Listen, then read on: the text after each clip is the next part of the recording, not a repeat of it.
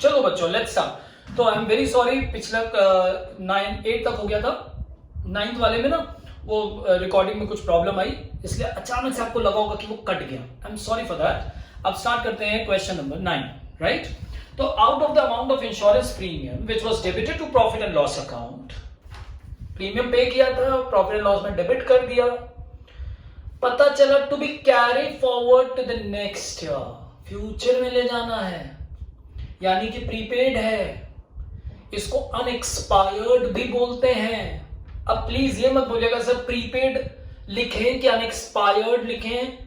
Sir हमको teacher ने बताया अनएक्सपायर्ड लिखना, नहीं तो नंबर कट जाएगा। अब भैया अब इसका हम कुछ नहीं कर सकते, ठीक है, इसका मैं कुछ नहीं कर सकता। प्रीपेड लिखो या अनएक्सपायर्ड लिखो, एक ही बात है। क्या होगी एंट्री? सर या असेट है सर, असेट बढ़ रही है सर, वेरी गुड, तो बढ़ा दो ना, बहुत इजी है। क्या होगी entry? Sir prepaid insurance account debited to revaluation account. Sir हाँ बोलो सर, हाँ अनएक्सपायर्ड लिख दें, लिख दो। सर कहां लिखेंगे? प्रीपेड की जगह। एक तो तुम बोलते भी हो, ऊपर से लिखते नहीं हो। लो 5000, बस। अब पहुंचे 10th। इजी था ना ये? हाँ सर ये तो बहुत इजी था। सर ये डेबिट क्यों हुआ? असेट है बेटा, prepaid is an asset. Next, ये इंपॉर्टेंट है। Expense on revaluation ₹5000 paid by x. ठीक, इसके लिए क्या होता है ना, कॉस्ट अकाउंटेंट बुलाया जाता है। इसके लिए कोर्स होता है CMA, cost and management accounting, ठीक है, या सीए को भी बोल सकते हैं कि आप हमारे एसेट्स को रीवैल्यू करिए। आप खुद नहीं करते, इसमें अथॉरिटी होती है, सिग्नेचर होता है। आप अपने मन से नहीं होगा, हम मार्केट में लेके चले गए ये कितने का है, ऐसे नहीं होता मेरे बच्चे, राइट। तो आपको उसका खर्चा बेयर करना पड़ा, it's an expense, it's a loss, आपका खर्चा है, पैसा देना पड़ेगा। तो जो प्रॉफिट है रिवैल्यूएशन का, उसी में से तो एडजस्ट होगा, या रिवैल्यूएशन अकाउंट में ही तो जाएगा उससे रिलेटेड खर्चा। यस सर, तो ये एडिशनल एंट्री है, समझे। और ये किसने पे करी? एक्स ने पे करी। तो एंट्री क्या होगी? It's an expense to revaluation account debited because it is a nominal account, debit और एक्सपेंसेस एंड लॉसेस। याद रखिएगा, to x capital. X capital में कितना जाएगा? 5000। ये लीजिए, हो गया। यही था ना? हाँ जी सर यही था। अच्छा सुनो, कभी कभी क्वेश्चन में लिखा रहेगा कि revaluation expenses ₹5000 paid by x, नहीं, पेड बाय द फर्म। तब यहां पे कैपिटल मत लिखना, तब इसकी जगह राइट, बच्चों ने बोल दिया, बैंक होगा या कैश होगा, जो भी बैलेंस शीट में असेट दिया हो, कैश या बैंक। ठीक है सर, समझ गए सर, एकदम समझ गए, वेरी गुड बेटा। अब पहुंच गए 11th। So debtors whose dues of 14,000 was written off as bad debts. लो बैड डेट्स हो गया था।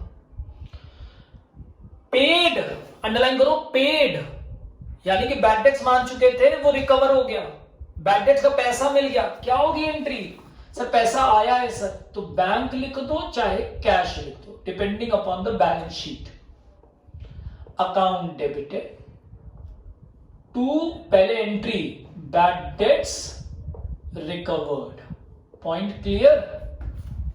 हाँ सर बैड डेट्स रिकवर हो गया, कितना? 14,000। अब बैड डेट्स रिकवर्ड, तुम बताओ प्रॉफिट एंड लॉस अकाउंट में जाना चाहिए था, जो हमने नहीं लिखा, तो हम किस में लिखेंगे? पीएल एडजस्टमेंट में लिखेंगे। उसका दूसरा नाम क्या है? क्या है सर? रिवैल्यूएशन है।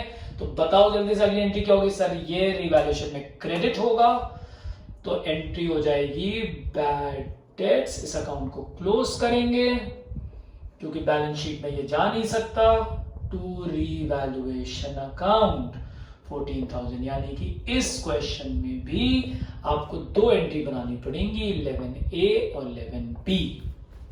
और मेरी एक बात सुन लो, मेरी एक बात सुन लो, यहां पे हो सकता है कि दो एंट्री के बजाय तुमको दिख रहा होगा कि bad debts recovered account cut करके bank to revaluation account entry बन जाए, यानी कि तुम फाइनल एंट्री भी निकाल सकते हो रिवैल्यूएशन अकाउंट के क्रेडिट में, बाय बैंक या बाय कैश भी लिख सकते हो, लेकिन तब ब्रैकेट में बैड डेट्स रिकवर्ड जरूर लिखना। ठीक सर, हमको एक बात बता दीजिए, पूछो एग्जाम में क्या करें? 2 एंट्री लिखो, 2 एंट्री लिखो, रिवैल्यूएशन अकाउंट में लिखो बाय बैड डेट्स रिकवर्ड, अब बैंक अकाउंट में ऐड करो to bad debts recovered. Sir का है तो हमसे पूछे का है, बताए तो दोनों चीज कर सकते हो। क्लियर और नॉट? इसको ऐसे करो तुमसे कभी ना मार्क्स नहीं कटेंगे। ये हो गया बेटा। इसके अलावा मैंने ये कंप्लीट हो गई शीट, यस सर हो गई। अच्छा बेटा, अब एक और चीज मैंने आपको एक भेजा था क्रेडिटर्स से रिलेटेड, है ना, टाइप 1 टाइप 2। टाइप 1 की एंट्री बता दूं? हाँ जी सर बता दीजिए। बेटा याद करो, यहां 2 बात थी कि क्रेडिटर्स का पेमेंट किसने किया, बोल दो ना किसने किया। सर क्रेडिटर्स का पेमेंट पार्टनर ने किया। इसमें 2 बातें हैं, is to be reimbursed, is not to be reimbursed. 2 बातें। अगर हम उसे रिम्बर्स करेंगे यानी कि ट्रांसफर ऑफ लायबिलिटी हुई है, क्रेडिटर को पे करना था फर्म को, अब फर्म कहती है पार्टनर से कि भाई तुम दे दो पैसा, तुम दे दो पैसा प्लीज, ठीक, हम तुम्हें बाद में दे देंगे, इज टू बी रिम्बर्स्ड, हम तुम्हें देंगे। तो बताओ ये रीवैल्यू हुआ है या ट्रांसफर ऑफ लायबिलिटी हुई है? सर ये ट्रांसफर ऑफ लायबिलिटी है सर, एक लायबिलिटी का पेमेंट दूसरी लायबिलिटी से हुआ, इसकी टोपी उसके सर, रीवैल्यू तो नहीं हुआ, नहीं, यानी कि क्रेडिटर्स कम हो जाएंगे लेकिन पार्टनर्स की लायबिलिटी बढ़ जाएगी। Simple entry. एंट्री क्या होगी? क्रेडिटर्स कम हो जाएंगे, ठीक है। ये क्या था? To be reimbursed. किस केस के लिए बता रहा हूं? To be reimbursed. Creditors account debited to, बोलो कि ना ना बोलो बोलो सर, 2 पार्टनर्स कैपिटल। हाँ, अब जो क्वेश्चन दिया था उसमें शायद अदिति था, बोर्ड में जो आया था उसमें अदिति था, पार्टनर्स कैपिटल। ठीक, समझ गए? Yes sir. और टाइप 2 में क्या होगा? टाइप 2 तो बहुत ही मजेदार है, बहुत ज्यादा। ये सब मालूम है, कई क्वेश्चन लगाओगे तब जाके ये पॉइंट्स मिलते हैं, क्वेश्चंस के बीच बीच में। मैं सही बता रहा हूं, किसी एक क्वेश्चन में सब नहीं मिलेगा, पार्ट पार्ट में दूर दूर कहीं कहीं एक एक क्वेश्चन मिलेगा। बुक के 100 क्वेश्चन होंगे, सबको एक जगह रखो अच्छे से। नॉट टू बी रिम्बर्स्ड, अब लो, अब लो। फर्म कहता है पार्टनर से कि तुम पे कर दो, तुम पे कर दो, लेकिन हम तुमको देंगे नहीं। वाह, मुझे तो गेन ही गेन, मैं फर्म हूं, मुझे तो फायदा ही हो रहा है ना।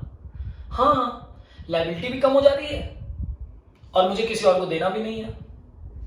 लायबिलिटी कम भी हो जा रही है और किसी और को देना भी नहीं है, तो ये ट्रांसफर ऑफ लायबिलिटी तो हुआ नहीं, ये तो मेरे लिए प्रॉफिट है। तो प्रॉफिट और लॉस कहां जाता है? रिवैल्यूएशन। एंट्री क्या होगी? क्रेडिटर तो कम हुए ही हुए, लेकिन ये ट्रांसफर ऑफ लायबिलिटी नहीं हुई है, ये मेरे लिए प्रॉफिट है।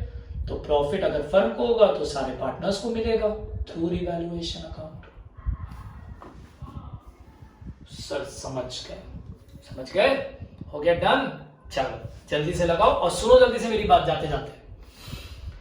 अब हम लोग सारी शीट डिस्कस कर चुके हैं, सारा। अब शुरू होगा कॉम्प्रिहेंसिव क्वेश्चंस, ठीक है।